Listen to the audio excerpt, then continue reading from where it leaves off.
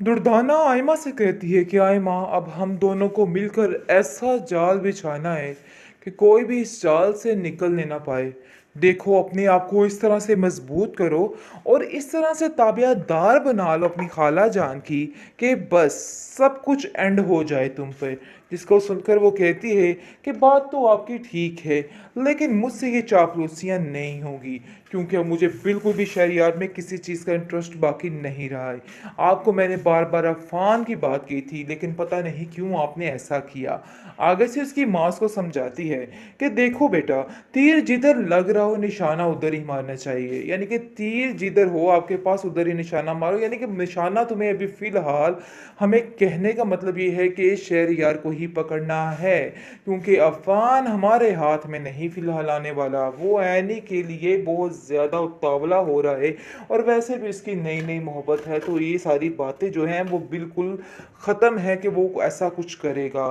खैर, अब देखेंगे कि फ़ाखरा कहती है कि अगर मेरी मर्ज़ी के बगैर किसी ने कुछ भी ऐसा करने की कोशिश की तो मैं कभी भी इसको माफ़ नहीं करूँगी। देखो, मैं आप लोगों को पहले ही समझा देती हूँ कि आप लोग बहुत सोच समझ के चलना, और एनी को तो मिनटों में मैं इस घर से गायब कर दूँगी। ऐसे बना दूँगी कि ये कभी इस घर में थी ही नहीं। खैर, थोड़ा वेट करो एंड वॉच करो कि क्या बनता है और क्या नहीं। आयमा जो है वो अब दिन रात आगे पीछे घूम रही है शहरयार की, और कहती है कि मैं आपकी हर बात पूरी करने को तैयार हूँ, मैं बिल्कुल ताबियादारी के साथ रहूँगी। लेकिन वो भी जानता है कि ये कितनी ताबियादारी कर सकती है। अरे वो क्या जाने कि ये लालच की बिना कि सारा कुछ हो रहा है। अगर लालच ना होती शहरयार को तो वो कभी भी एमल को छोड़ने का सोचता ही ना, क्योंकि एमल तो काफ़ी समझा रही है, लेकिन कहाँ सुनने वाला है वो उसकी। लेकिन दूसरी तरफ आप देखेंगे कि एमल के बाप और माँ दोनों काफ़ी परेशान हैं, क्योंकि उनको पता चल चुका है कि शहरयार क्या करने वाला है। इस बात की टेंशन ने उनको बहुत ज़्यादा परेशान करके रख दिया है, क्योंकि अगर उनकी एक बेटी खुश है तो दूसरी को तो वो परेशान नहीं देख सकते। इसलिए सोच रहे हैं कि वो शहरयार को बुलाएंगे और ख़ुद बात करेंगे। लेकिन इससे पहले वो चाहते हैं कि वो फ़ाखरा से बात करें और उसको समझाएं कि वो जो कुछ कर रही है सरासर गलत कर रही है। ऐसा करने से कोई हल नहीं निकलेगा, उन्हें थोड़ा तो सब्र करना चाहिए। ये बात जैसे ही फ़ाखरा बेगम से की जाती है कि आप ये क्या कर रही हैं? आखिर आपकी अपनी भी एक बेटी है, क्यों आप इन बातों को नहीं समझ रही? आपको ऐसा नहीं करना है। जिसको सुनकर वो कहती है कि मुझे आप लोगों के मशवरे नहीं चाहिए, मैंने जो फैसला करना था सो मैंने कर लिया। इसलिए आप लोग भी इनवाइटेड है, जुम्मे को आइए, दावत दुवत खाइए और यहाँ से चले जाइए। आगे से आप देखेंगे कि उसका बाप कहता है कि हम इतने भी बेगैरत नहीं हैं कि अपनी बेटी की इस तरह की खुशियों, यानी कि जो उसके दुख हैं उस पर खाना खा के चले जाएं।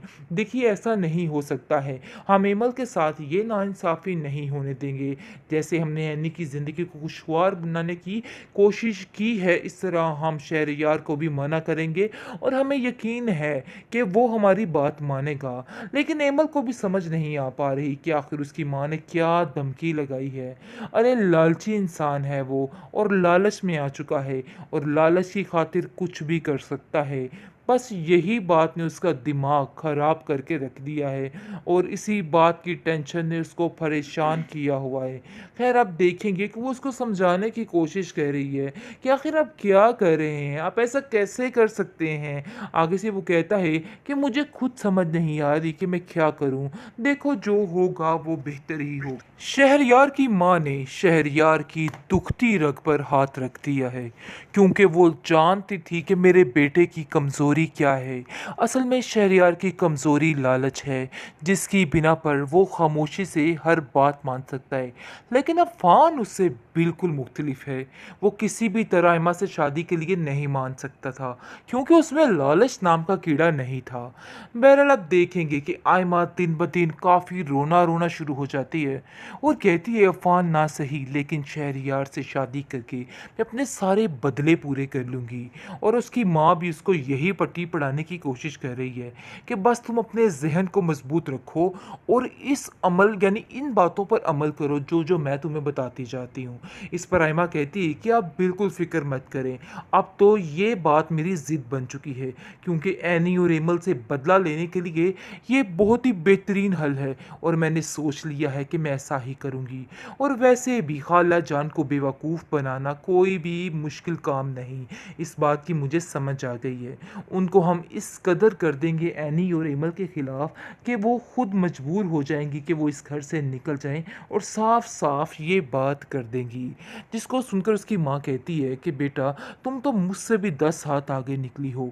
तुम्हें मैं समझती थी कि तुम इन बातों में बहुत मासूम हो और तुम्हें इन बातों की समझ नहीं आएगी, लेकिन यकीन मानो कि तुम्हारी ये चालाकी होशियारी देख के मेरा दिल खुशी से बस फूले नहीं समा रहा और समझ ही नहीं आ पा रही मैं क्या करूं।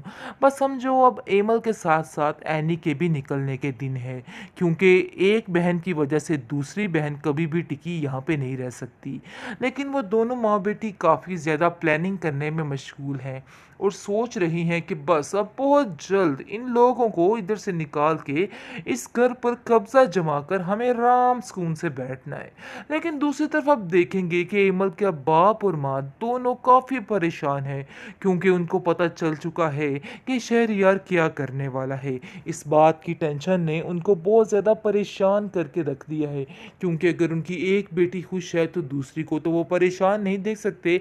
इसलिए सोच रहे हैं कि वो शहरयार को बुलाएंगे और ख़ुद बात करेंगे। लेकिन इससे पहले वो चाहते हैं कि वो फ़ाखरा से बात करें और उसको समझाएं कि वो जो कुछ कर रही है सरासर गलत कर रही है। ऐसा करने से कोई हल नहीं निकलेगा, उन्हें थोड़ा तो सब्र करना चाहिए।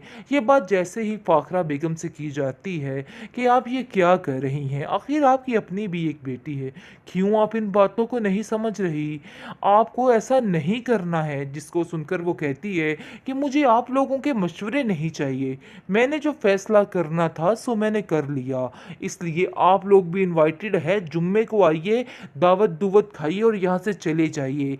आगे से आप देखेंगे कि उसका बाप कहता है कि हम इतने भी बेगैरत नहीं हैं कि अपनी बेटी की इस तरह की खुशियों यानी कि जो उसके दुख हैं उस पर खाना खा के चले जाएं। देखिए, ऐसा नहीं हो सकता है, हम एमल के साथ ये नाइंसाफ़ी नहीं होने देंगे।